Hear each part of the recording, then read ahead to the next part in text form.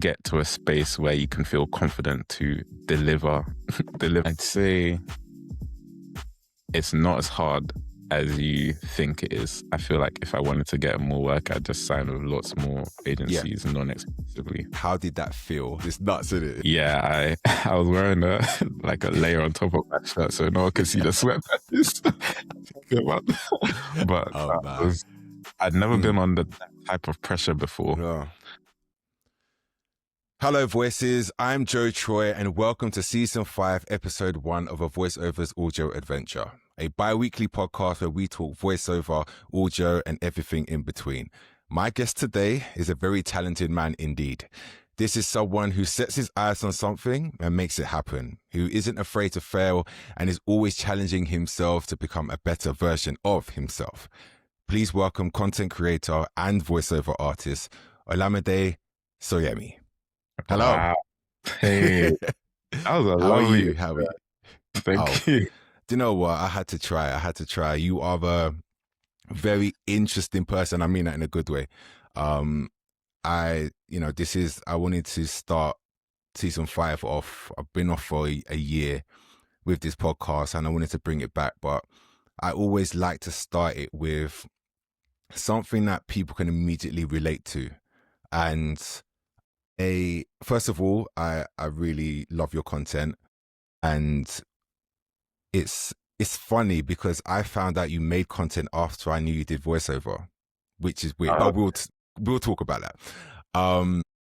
But yeah, I just love your story in just the content world in general, and your journey into the voiceover world. I saw some similarities to mine. And the reason I wanted to talk to you is because I've been doing this for 7 years now. And I just wanted to know if you found any hurdles, the same hurdles that I did, basically, and how you overcame them and just how you navigated the VO world, which, as you know, is a very closed off industry. And there's not much information about it until you go down that rabbit hole. So I want to set up. I want to start with how you got into content creation first and your path into that. Okay, how I got into content creation. So this is a long story. It starts off with me working in advertising. Okay. And I used to do that a while ago with my creative partner. And we transitioned into being freelancers for content. We transitioned into being freelancers as content creatives. And we worked in the music industry at Warner Music. Okay. And that was a really great time working with artists and making content for them and to promote their music. But that didn't go the way I really wanted it to. And that dream kind of got crushed. So then we transitioned into making content for like lots of different other places, like sports agencies like The Zone or Copper 90 and like other places. And then just thought, I'm just gonna start making some content for ourselves. We bought a camera and bought a house. That house started crumbling, literally hands, and then started filming that along the way. And then just progressed, got better at making videos. In the beginning, we had a story and just wanted to tell that story. Yeah. And I think that's where my passion for making videos really ignited, and just transitioned that now, making my own videos personally as well. Yeah. It's funny because, like I said, you popped up on my timeline with your VO content, but once I'd done a bit more like research, I realized that I was actually watching you during lockdown. It was just funny. I was like, I know this guy from somewhere. Like, where have I seen him? And then randomly on my algorithm on YouTube at the time, I was like, that's it. And it's all clicked. And I was just like, it's so funny. Like, it's so crazy. But going on from the content creation, what made you want to go into voiceover? Now, to people that don't know Olamide's story, he does a lot of different things. Yeah. He tries new things all the time, and I respect it very much. But I feel like the voiceover thing for you is like a genuine, I want to do this. Please tell me why that is and how you started. Yeah. Okay. So why did I want to get into voiceover? I'll start with that. I'd say during the journey of making content Mm, on my personal page and even on my main social media page, Bricks and Disorder, I was doing a mm, lot of the voiceover for those videos, yeah. and I just enjoyed doing it. I just Mm, get inspired by seeing lots of other people do creative things with their voice, and I'm like, wow, I didn't realize you could just do that. It's just a fun world to play in. So I think that ignited some interest in this whole area, and I just mm. experimented a lot through the videos that I made. And through that, a lot of people would say, "Oh, you should try that. You should get into voice Yeah, acting." that was just like, you got a nice voice. You should. Yeah, yeah. Literally. And I was like, "Oh, yeah, I guess so." And in that, there was a question in my head that was like, "Okay, there are so many different things that I like to do, so many things I like to create, and Mm, I believe that not all the time you necessarily have to monetize them. There's something yeah, like just to, 100%. like, just for fun and just for passion. Mm, But doing voiceover stuff, I don't think that's anything that I mind. I don't mind doing it for mm, like monetary gain, I guess, or just to um explore that world and explore that creativity within myself. mm, So that was something I had to decide that, okay, I know this is a creative thing that I like doing. mm. Am I gonna try and attach money to this now? I'm like, yeah, why not? Because Yeah, I do a lot of creative things, and yeah. this is one of those things. Like, yeah, I'll just try that. Mm. But where did you start? Like, for me, I did it blindly and I didn't even know what I was doing. I just made a demo randomly. But obviously, Mm. now there's a lot more content and resources out there. Where did you go to? Obviously, you have a demo. Like, how did you go down that road of demos and potentially training and stuff like that? Okay. In regards to the demo, I have a friend that works at a voiceover agency, so this Okay. was complete luck. I didn't even realize she did. And my girlfriend had a conversation with her, and then she told me, yeah, she does this. You should talk to Mm, her and arrange something. So I did arrange something, and that was literally the closest that I came to someone that worked in the field. So I just got lucky, and that's something I've literally found. It is very, if you know someone, it helps so much. If you know someone, it makes a difference because yeah. otherwise it feels very closed off. Yeah. So before I met her, I just had the thought, I just had the idea, but Mm, there was no way in. And then when I met her, I was like, oh, I can do a reel, and I could do it's this. Yeah. hard. Yeah. But I think yeah, just having that connection helps. So once I got that reel done, then it was like, okay, this is what I need to do. Mm, But even before that, actually, there were conversations that I was having with people that I knew worked in that industry.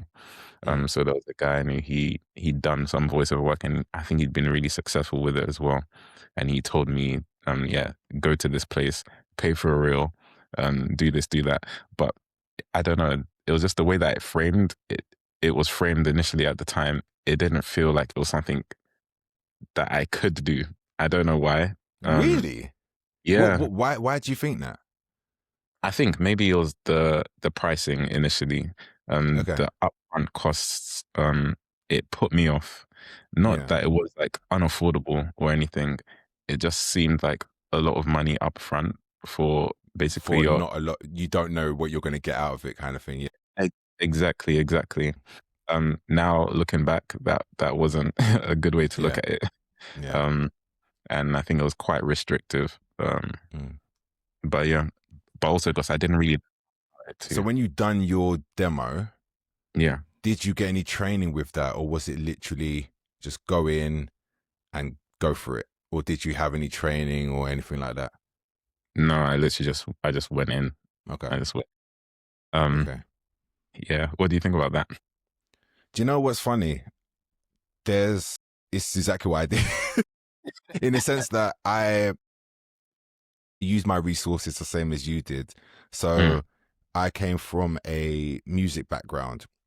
So I knew engineers, etc., etc. But at the time, I didn't know anything about VO apart from what you hear on radios and stuff like that. So a lot of my stuff sounded like that in the beginning in my demos, but I downloaded scripts and then sent it off to him to do the rest, basically. And that was my demo. So, like I said, there's a lot of similarities between mine and your journey, and Yeah. just the simplifying of it. Because I always say to people that contact me and want to ask, how do I get into this? It's like, it's not difficult. It's difficult to be consistent, but in terms of just getting through the door and getting the odd job here and there, making a demo, etc., it's not. So don't overthink it. And I feel like with your personality and the way you are, you kind of just like, okay, cool. That was it. Like, let me just do it, and it's paid off. You saying that, you didn't do any training, but were you aware of the different genres / niches in voiceover and the difference between them delivery wise? Yeah, partially. Partially. I think working in advertising helped me with that. Oh yeah, of course. Yeah. I was exposed to, I've worked with voiceover artists before, direction and all that stuff. I knew the different types of advertising and how it works. So yeah, I knew of it, not on the same level as I do now, but I was exposed to it. And then I did some more research into that, and I was like, oh, okay, if you're talking for this type of voiceover script, then you have to speak a different way, more clear, more slow. I was like, okay, I didn't realize that. So yeah, that was a little learning curve, but I was definitely aware. Yeah. What's the hardest thing you found so far? The hardest thing I found so far, I'd say it would be keeping consistent work. Okay. I'd say knowing, the path to take to get consistent work. I don't know if that's even, I think if I wanted to though, that it might be clearer. It might be a clearer path, but I do a lot of things as well. So it's not necessarily, this is something I want to go full force with. Yeah. But even if it was though, I think there is I don't know an exact path that works basically to making sure that I get lots of work. Yeah. I think I saw one of your posts talking about you wanting to be a movie trailer voice. Is that still the dream? Yeah, I'd love to have my voice in a movie. I'd love to play characters. Honestly, at this point, it's just like, I just want to have fun with it. The money isn't really the main factor for me. It's just a fun hobby on the side. Yeah. But at the same time, I'm excited to see where it can lead me as well. Yeah, that's how I see it. Do you remember that first time you got a call? Because I think we're on the same agency as well on VoiceOver Gallery. You are on them as well. Yeah. Yeah.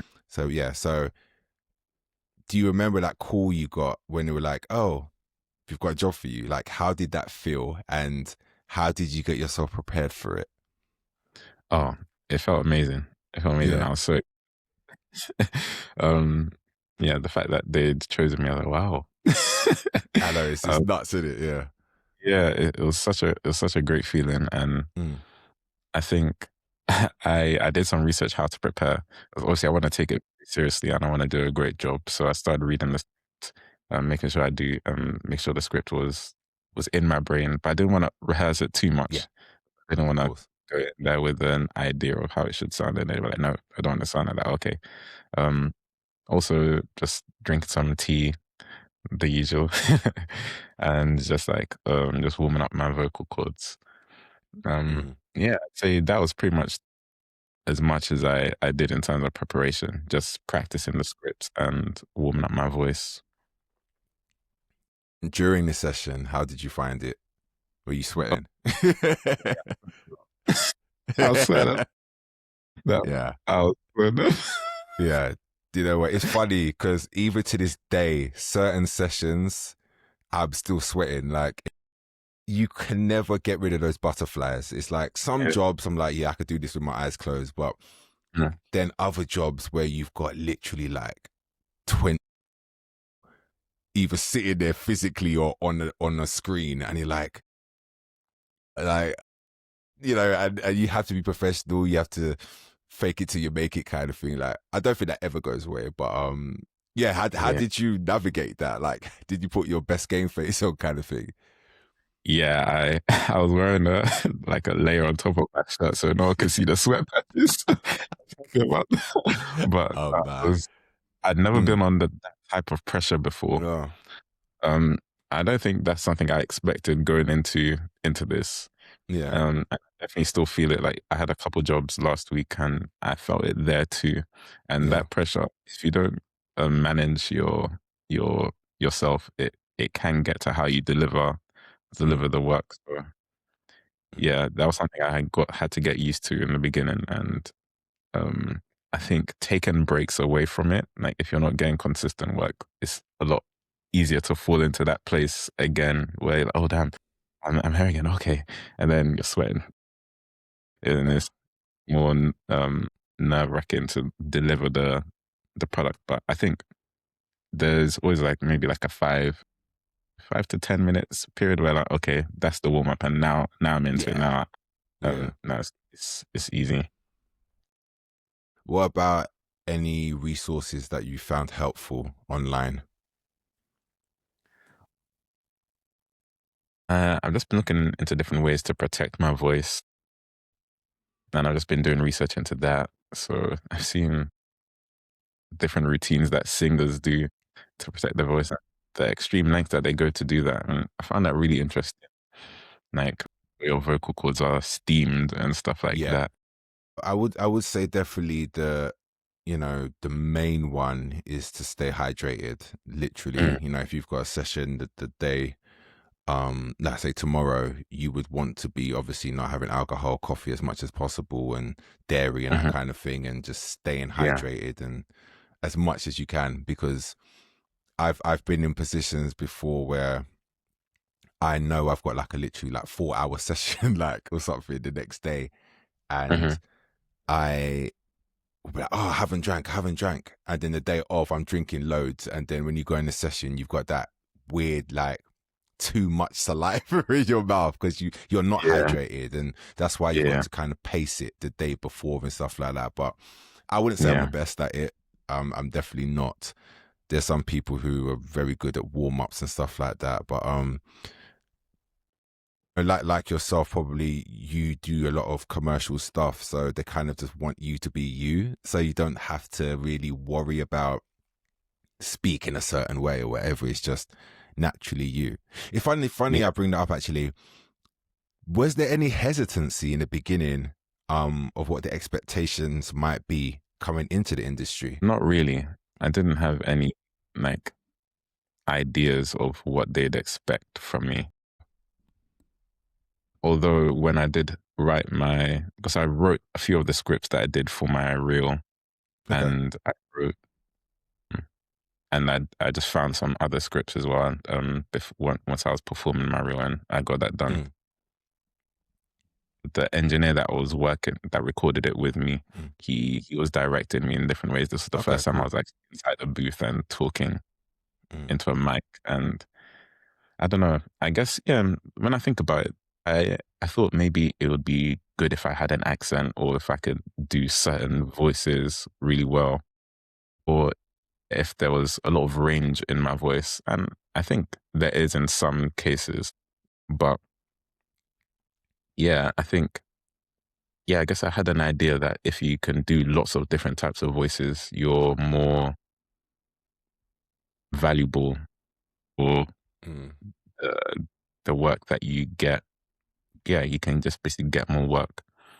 Um, I don't know if that is true or not, but it makes sense to me in my head. Yeah. I would say there's some truth in that, but it all Hmm. depends on what niche that you're in. For example, if you are in a computer game, if you're in a gaming world, or audio dramas or stuff like that, where you're playing multiple characters, Uh-huh. or even animation to an extent, they're going to book you with the intention of you playing at least 2, 3 people. So clearly you need to be able to do 3 different either accents or tones or voices. I see. When it comes to commercial work and those kind of like e-learning, even audiobooks to an extent, where some audiobooks you can do multi-characters, but let's just assume you're doing a straight audiobook. Uh-huh. They kind of just want you, Uh-huh. because it's all about authenticity, especially in the advertising world. You know this.